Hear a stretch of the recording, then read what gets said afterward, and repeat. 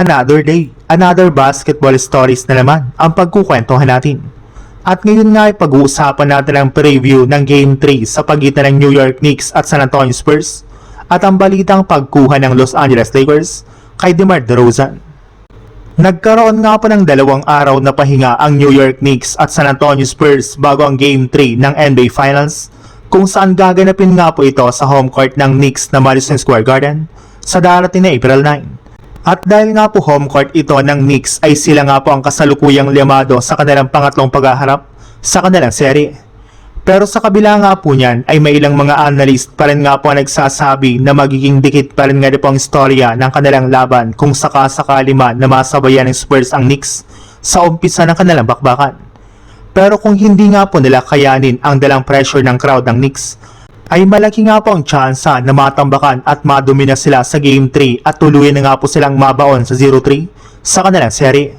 Sa ngayon nga po ay nasa delikadong sitwasyon ng Spurs habang ang Knicks naman ay patuloy na lumalapit sa pagkuha sa championship trophy.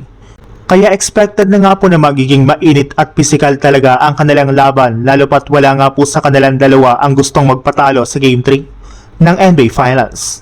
Sa ibang balita naman, alam naman nga po ninyo na tapos na nga po ang kontrata ni Hachimura sa Lakers at magiging isa na nga po siya bilang isang unrestricted free agent.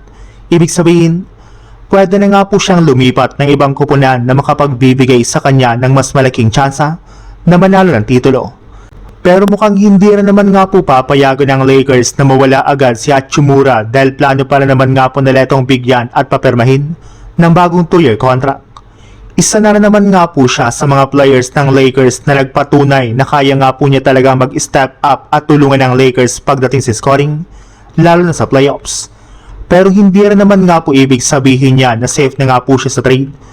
Gayong posible pa rin nga po ito na ilipat ng ibang team sa pamamagitan ng isang sign and trade deal kapag nakahanap ang Lakers ng mas magaling na manlalaro na makakatulong kay Luka Doncic.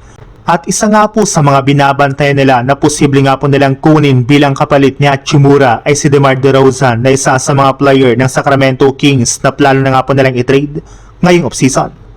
Matagal na naman nga pong target ng Lakers na makuha ito at ngayong offseason na nga po ang pagkakataon nila na masungkit ito sa pamamagitan ng isang trade.